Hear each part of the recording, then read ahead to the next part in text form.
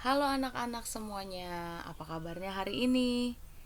Semoga semuanya dalam keadaan baik, sehat, dan luar biasa ya. Nah anak-anak, hari ini kita bertemu lagi walaupun dalam video untuk belajar TIK. Nah anak-anak, kemarin kita sudah pernah belajar tentang flowchart. Hari ini masih tetap materi flowchart. Kamu sudah melaksanakan penilaian harian dengan materi flowchart dan semuanya sudah sesuai ya. Dan anak-anak yang kemarin itu sebagiannya itu ada di halaman 40, tapi kamu hanya tinggal mengulang lagi untuk membuat flowchart tersebut. Nah, saat ini di video ini kita akan membahas sambil buka bukunya ya. Anak-anak sambil menonton video bisa sambil membuka bukumu di halaman 40 anak-anak. Masih tetap materi tentang flowchart. Di situ ada aplikasi flowchart. Nah, itu di situ pembuatan flowchart untuk menggambarkan perjalanan menuju ke suatu tempat tujuan yang diilustrasikan dari gambar. Nah, sekarang kita perhatikan sama-sama ini ya, isi dari halaman 40. Pembuatan flowchart untuk menggambarkan perjalanan menuju suatu tempat tujuan yang diilustrasikan dari gambar. Nah, ini sama seperti kita melihat atau membaca sebuah denah. Misalnya denah suatu perjalanan ya. Suatu perjalanan itu petunjuk jalan, misalnya ini awal ini adalah rumahmu. Kamu mau ke sekolah. Sekolah ini adalah di tujuan ini. Nah, ini untuk garis-garis ini adalah langkahnya. Misalnya kamu mau ke sekolah itu, kamu keluar dari rumah berapa langkah, kemudian kamu mau belok kiri atau belok kanan, kemudian mau belok mana lagi berapa langkah. Nah, berapa langkahnya itu diwakilkan oleh garis putus-putus ini. Ya, diperhatikan ya, dipahami dulu. Jadi, untuk denah ini komis cuma gini doang sih? Iya, memang benar. Ini hanya ini. Nah, kita menguraikannya melalui tampilan flowchart. Nah, kan biasanya, oh iya, kita keluar, baru kita bisa belok kanan. Kita udah belok kanan nih, terus kita belok kiri, terus lurus, belok kiri lagi, lurus saja, nanti ada di sebelah kanan. Biasanya gitu. Tapi ini supaya lebih jelasnya lagi, kita pakai flowchart ya. Kita coba membuat flowchart untuk menjelaskan denah tersebut, petunjuk tersebut ya, petunjuk perjalanan ini. Nah, ini sekarang kita lihat. Nah, ini kita mulai, ini mulai awal, ini bisa dikatakan mulai ya. Nah, kemudian setelah mulai, berjalan berapa langkah kita? 3. Dari mana sih 3?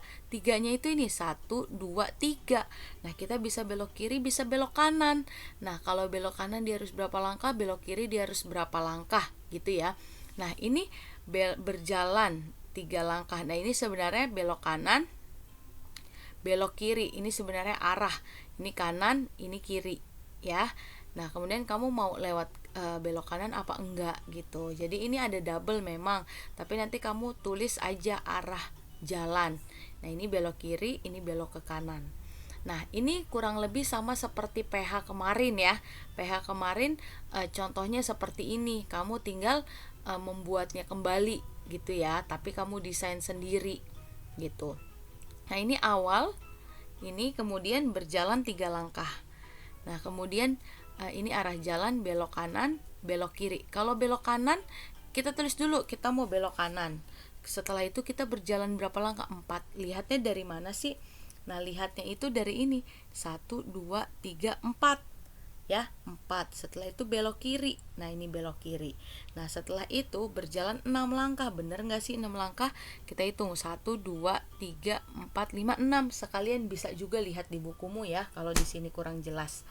Nah, setelah itu belok kiri, berjalan 10 langkah. Ini garis-garisnya ini ada 10. Kemudian belok kanan, berjalan 3 langkah, baru selesai sampai di tujuan. Nah, kalau belok kiri sama aja. Nih, tinggal kita tuliskan langkahnya berapa. Nih, belok kiri, terus berapa langkah, belok kanan, berapa langkah, belok kanan lagi, baru belok kiri lagi. Nah, jadinya seperti ini anak-anak nih. Jadi kamu misalnya ini membuat keputusan juga, kamu mau belok kanan apa belok kiri. Nah, karena jalannya berbeda gitu ya. Nah, Anak-anak bisa dipahami? Nah, cara untuk membuatnya adalah kita buat saja di bawah sini ya. Kita ganti dulu, jangan lupa nih. Jadi landscape orientationnya ini bentuknya landscape. Jangan lupa. Nah, setelah itu untuk membuatnya sama. Contohnya kita lihat di halaman 41. Nah, itu ada latihannya anak-anak.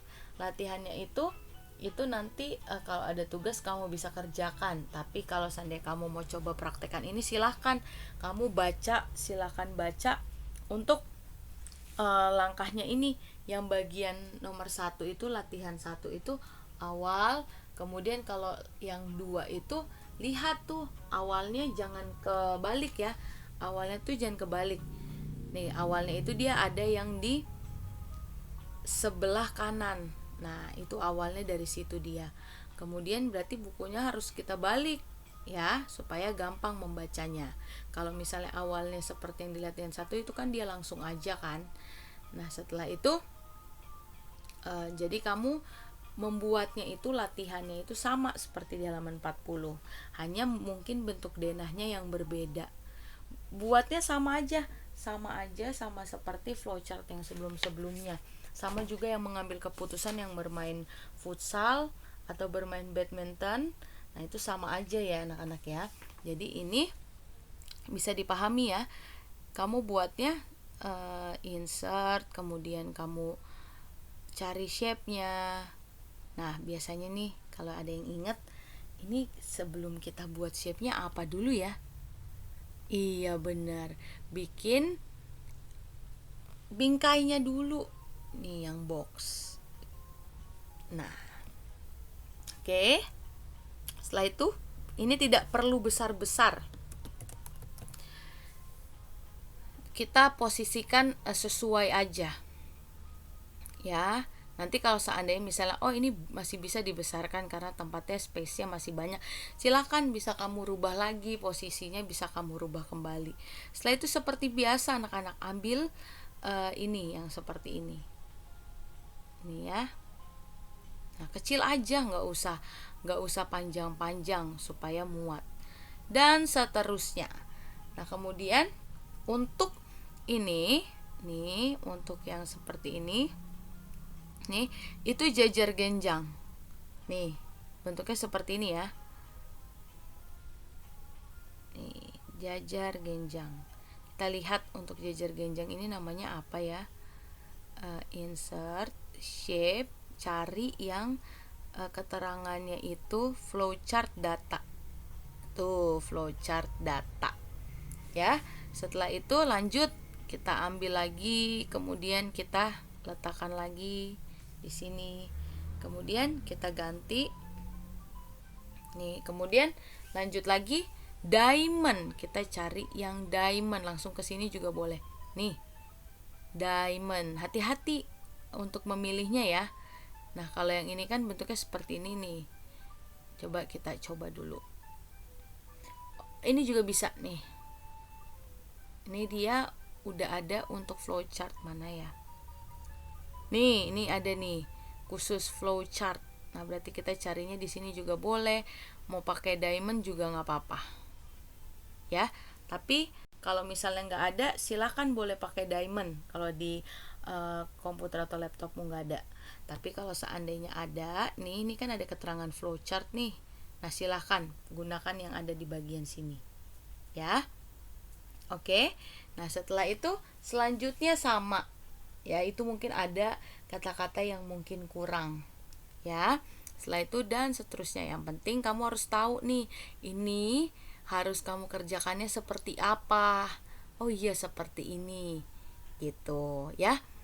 Nah, jadi untuk membacanya, kalau nanti ada soal lagi praktik, misalnya nanti Miss Nita tinggal hanya memberikan gambar ini.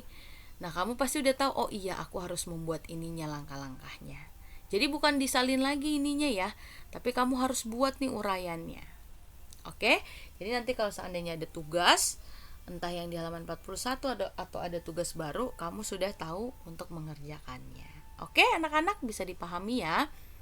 Oke, setelah ini masih ada beberapa waktu lagi boleh kamu praktikkan. ya. Boleh silahkan dipraktikkan, dicoba, silahkan mau kerjakan di halaman 41 juga boleh, tetapi bukan untuk diupload ya atau dikirim. Oke anak-anak, terima kasih semuanya, semangat belajar terus ya. Sampai bertemu kembali di pertemuan berikutnya. Terima kasih semuanya.